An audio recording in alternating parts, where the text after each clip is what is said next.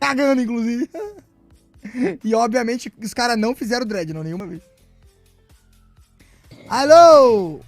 Nossa, o Zazá tá dormindo.